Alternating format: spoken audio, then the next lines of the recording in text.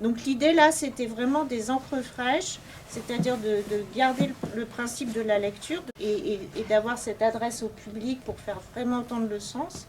Et c'est une très très belle expérience. Et autant pour les acteurs professionnels la veille, où il y a tout un travail de mise en scène, de lumière, parce qu'on leur a fait des lumières. Donc c'est un moment qu'on va pouvoir partager ensemble. Et c'est vraiment un premier jet de lecture accompagné et en live par des musiciens. Voyage en territoire perdu. Mélopée d'une mémoire de Xavier Berlioz, en collaboration avec Sabrina Delarue.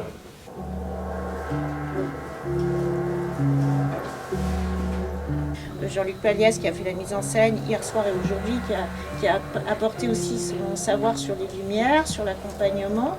Et puis d'avoir un texte à soi et après d'avoir l'auteur puisque c'est le principe, c'est uniquement des auteurs bien vivants et qui peuvent être là et qui découvrent leur texte puisque ce sont des inédits. Donc. Voilà, mais c'est vrai, vous avez raison, mais je l'ai pensé aussi un peu pour la radio. Voilà, je l'ai pensé aussi un peu, je me suis dit, voilà, c'est quelque chose aussi, et c'est pour ça que ça m'intéressait d'entendre la musique qui a été proposée par les 3 musiciens qui sont formidables, je trouve. C'est que voilà, j'avais envie qu'il y ait aussi tout un environnement sonore, alors qui passe par la musique, mais qui passe aussi par les bruits de voitures, les bruits de la ville, les bruits de marché, enfin je sais pas. Voilà. Mais oui, vous avez raison, c'est... Est-ce que je te reconnaîtrais dans la rue, dans la cour de l'école? Moi, j'aime pas l'école. Les journées d'école, on les dynamite à coups de... A des possibilités, mais ne travaille pas assez. Médiocre, sournois, veule, flemmard, feignant. Peut mieux faire. Et pour finir l'apothéose... Il est surprenant de constater le nombre de stratagèmes que vous mettez en place, l'énergie que cela vous réclame, je dirais même l'intelligence qu'il vous faut déployer pour en faire le moins possible. La paresse est une maîtresse exigeante. Classe, non? Et toi, t'es du genre quoi? T'as besoin, Berthe. Je vais te produire. On reproduit les erreurs de ses parents. Oh non, écoute, on est toujours libre de ne pas le faire.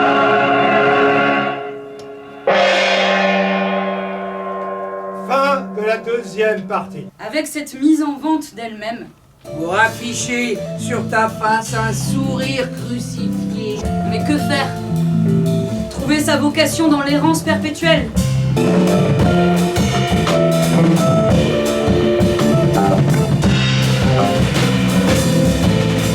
L'écriture, d'où ça vient? Comment ça vient?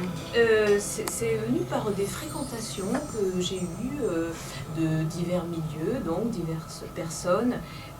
Ça a commencé par des transcriptions. Il y a beaucoup de répliques qui ont vraiment été dites et que j'ai notées en catimini. Le directeur de théâtre, par exemple? Par exemple, oui. Après, j'ai été inspirée, oui, je suis beaucoup inspirée par des musiques, des films, et oui, le charme discret. Là, avec vraiment des musiciens sur scène, c'est original, quoi. Donc c'est un exercice très particulier que je trouvais très intéressant pour des jeunes dans une période d'apprentissage du théâtre, de tout d'un coup, sur une année scolaire, d'avoir ce petit moment avec leur prof. Ah oui, c'est moi qui ai oublié. Je suis parti d'une photo,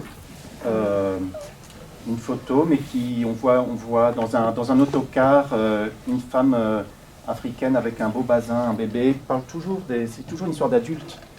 Et pourquoi on n'en parlerait pas? Ça concerne les enfants aussi, même les bébés. Et donc, je me suis dit, le personnage principal, on ne le verra jamais. Ça va être comme en astronomie, comme un trou noir. On ne le voit pas, mais on voit tout ce qui tourne autour. Donc, c'est toutes les planètes qui tournent autour, là. C'est comme un soleil noir. Moi, j'aime bien quand je parle de choses vraiment très d'actualité. Souvent ressurgit soit des mythes grecs, latins, médiévaux, etc. Là, c'est sûr que la légende de Moïse. Je vous souhaite un très très bon moment et surtout n'oubliez pas d'éteindre vos téléphones portables pour ne pas déranger les jeunes acteurs. Merci beaucoup.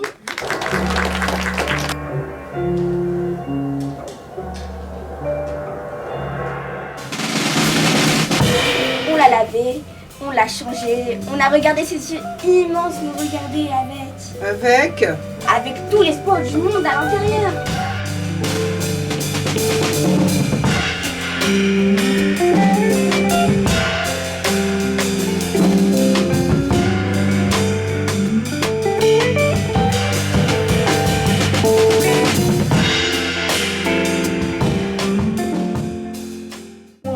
mais que bientôt, dans le brouillard anglais, il verrait arriver la mère avec l'enfant. On s'est dit qu'il avait bien de la chance. Comme une lumière immense, le sourire de Mose, le regard de Mose, le soleil de Mose.